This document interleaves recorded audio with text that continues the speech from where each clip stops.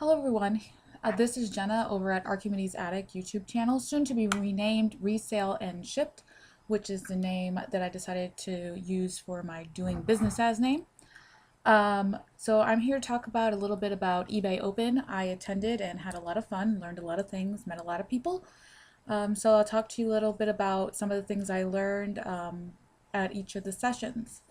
I know a lot of people are talking about the new payment system. I don't know if it's called Adyen or Adyen, but I opted not to do the beta testing because before eBay opened, someone had told me or told people in a Facebook group that they accidentally opted in and then realized that they couldn't do some things that they used to and it was going to hurt their sales.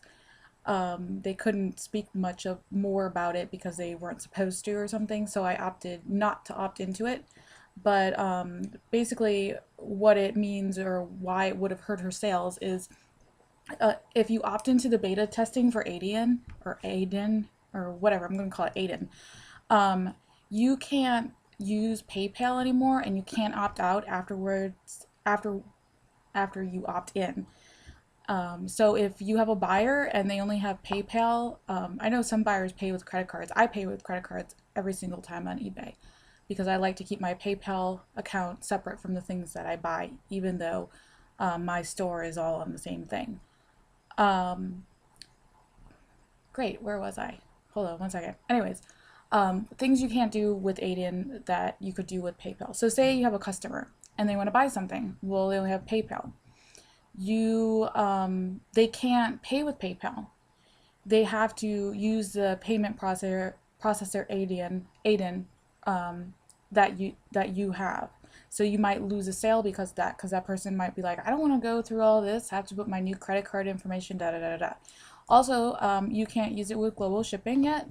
I'm not quite sure why I didn't attend any of the payment sessions, only because I knew I wasn't going to be doing it right away. Eventually, I think eBay is going to be completely switched over. It's either 2019 or 2020 that they're going to move completely away from PayPal. And of course, I'll have to opt in by that time. But I guess their processor is just going to make it a lot easier because you don't have to deal with two separate systems. Like you have to deal with eBay, and then you have to deal with PayPal. And if a buyer is not happy with how the eBay outcome is, they can set up a case with PayPal and all those things. It'll be probably similar to Poshmark, which I actually really like. Poshmark added PayPal recently, like as an option to pay, but they have their own payment processor and plan. So like all my money that I've earned on Poshmark was set up in this little account, and I can make balance transfer requests right and straight into my bank. And so they take out all their fees and stuff before it even goes into your bank, which, or not your bank, but your little account thing, which is what I think eBay wants to do. That way, all your fees and stuff are taken out beforehand so they don't have to do the monthly takeout, or some people do it weekly, or that kind of thing.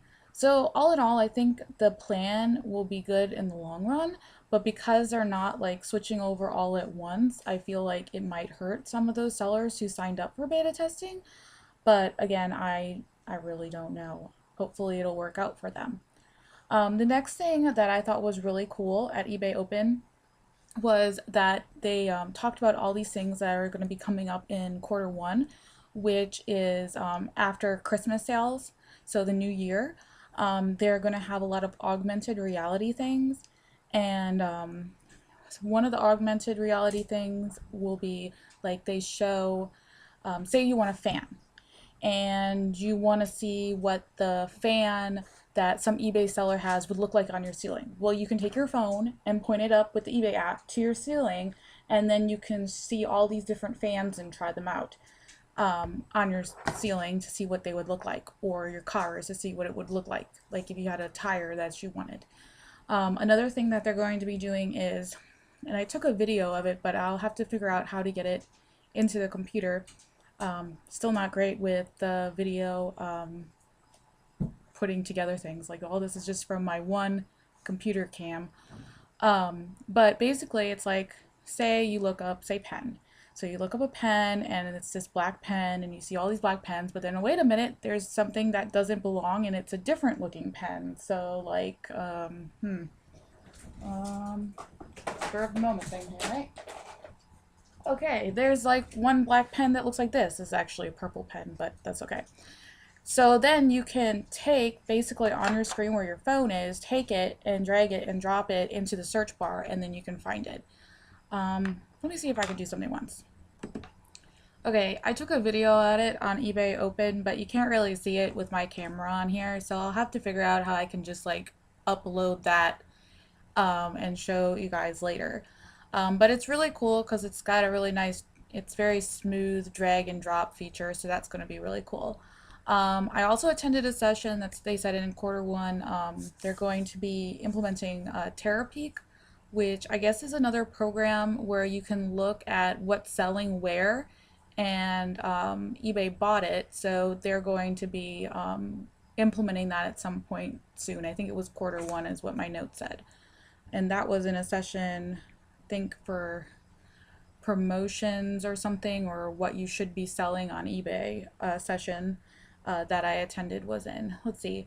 A lot of people are also excited about, I guess, the back end system where, like, if they have a lister or an employee, they can go into the eBay account and then they don't have to like get in where they would have to have access to their finances, but they can go in there and they can list and do their thing and add their pictures, and they don't have to do anything with the back end account. They don't have to do anything like seeing their boss's finances. They just do their listings, do their thing, and that's it. Where a lot of people right now, they use stuff system called InkFrog for their employees. This now eBay will have, so that people don't have to use a third party system with eBay to do the things with their employees. There was something else that was going to be a new change for Q1. I can't think of it right now. I think maybe I've already said them all. I think I said there's supposed to be 4. Yeah, I think I talked about all 4. But those are some of the new updates or new things that will be happening come next year. Other things that I thought were important, or some of the interesting sessions, were the Google seminar. Google Analytics came and they said like how you should be doing your listings, and basically what they want you to do. And hold on one second while I find it in my phone. Okay, I have a picture here. And so if you sell clothing, they want your strong brand name plus gender plus product type plus attributes like color, size, and material to be in your title for your clothing. Since I sell clothing, this is really helpful to me. I don't know if you can see the picture. Probably not, but it'll show up backwards for you guys. So that's that. So again, if I can figure out how to add pictures and create some kind of presentation, I can show you better, but I haven't figured that out yet. But that's just one that's for like apparel, and then consumables, hard goods, and electronics and seasonal. Like if you sell consumables, it says brand, product type, attributes like weight and count, like how much it weighs, how much are there. Hard goods, brand, products, attributes, size, weight, and quantity. Electronics, brand, attribute, product type, and seasonal, occasion, product type, and attributes. So those are some examples there. So like if you were going to do apparel, like Ann Taylor women's sweater, black, size 6. So that's why a lot of people put women's in the title, even if it's a dress, because that's what Google Analytics prefers. I was sticking women's at the end because I was trying to make it so that my things came up better in search with Cassini, because the first 4 words in your title are the ones that are supposed to count. And honestly, when I'm searching for something, I don't type in women's. I basically say if there's a dress, I'm assuming it's women's, but that's just me. But you want to try to make your listings how people would search for them.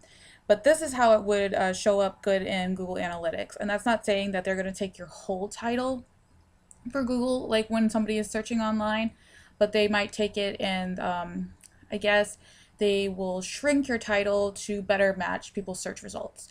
And the other important thing with Google is you want to make sure that you're using a white background, which I've been trying to do all along, but I don't really have enough space in the house that has like a white background for like um, when I do my mannequin pictures. So what I've been doing is using Bonanza, which is another selling platform, but they have a really great background burner. And it will basically go around the edges of your picture so that you won't see anything and it's just white behind it. So if you can at least make your first photo look like that, then when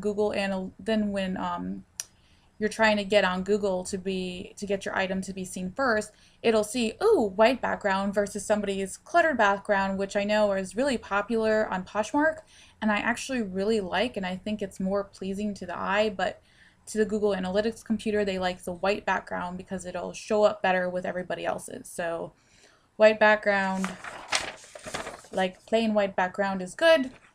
Cluttered, pretty background like this tissue box, not so much. Um, Anyways, so that was the Google Analytics seminar. The thing I took the most away from was the social media one. Now, apparently, I fall into the category of millennials. I'm 31, so I probably am on the higher end of millennials, I guess. But I like the social media aspect, and even though like I was probably one of the younger people who was in both of the sessions, because most of the people who were in the social media sessions were probably in their 50s, 40s, and so on. I don't do a lot with social media. I never got on the train very much, as you can say. But I like that they were telling you how to use it and how it can help strengthen your brand, get people to get to your store, and just help you gain followers and all those things. So I decided to try it out based on their advice. And so I decided to focus mainly on Instagram first. I know I have a YouTube channel set up, but I don't have a lot of followers, and I feel like it's harder to gain followers on YouTube than it might be on Instagram. So I tried out Instagram after this, like literally after I did the second course for eBay social media advice, and it said pick one and focus on that first. So even though I'm doing a YouTube video, I'm focusing on Instagram, and then do 3 posts a day. So I started doing that, and that was, I think, 5 days ago I started. And so 5 days ago, I had 122 followers. Well, 5 days later, after posting 3 times a day, and sometimes I posted more, but I feel like that's an excess because I also have like some friends following me too, because it wasn't like I set up my Instagram account to be just business. I mean, I kind of did, but I did also have some other random photos too there. Anyways, so where was I? I totally went off tra- topic. There we go. Totally went off topic. Let me try this again. Anyways, so I had 122 followers 5 days ago. I now have 223 followers. So that's less than 1 week, and I've doubled the number of my followers. Now, it could be because I was using the right keywords and getting other people interested in following me, or hashtags. So if you use a lot of hashtags, the more your items are going to show up or your pictures are going to show up where other people are following. So, like if you were selling shoes, some hashtags that you might use for shoes would be obviously shoes, the brand name of the shoes, um, maybe if they were thrifted shoes, you could do thrifted shoes and things like that. You want to make sure you can think of as many as possible.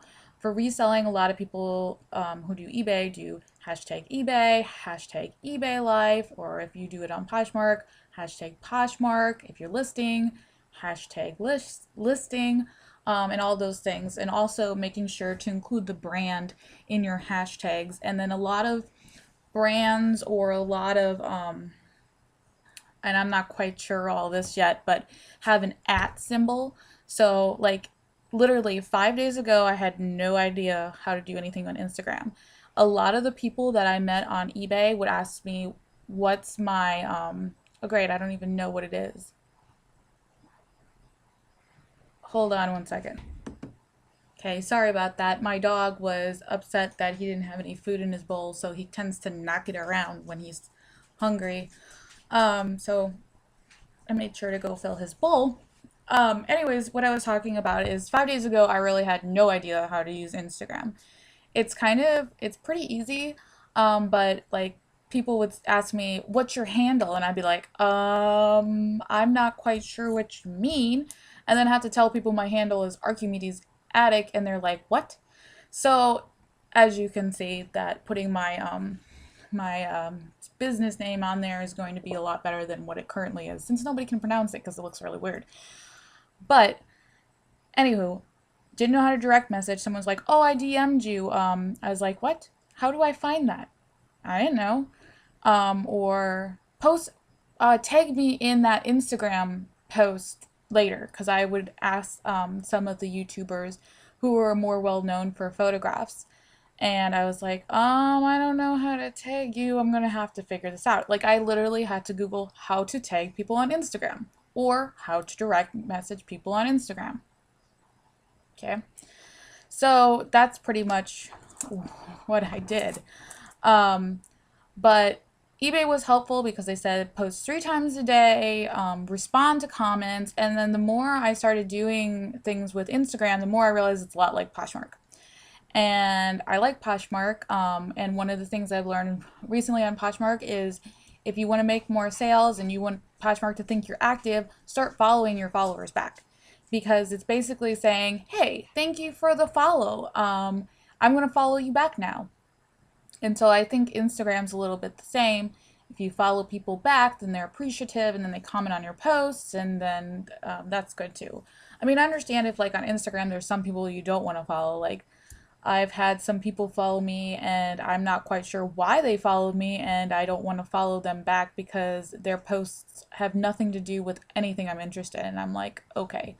But a lot of the people who um, I follow and follow me are people who are resellers on eBay and Poshmark, and even some people on Instagram. And I've been also starting to follow fashion bloggers so I can find out latest trends to start picking things up that are on trend, not just things that sell well, especially since I'm starting to focus a lot more on Poshmark.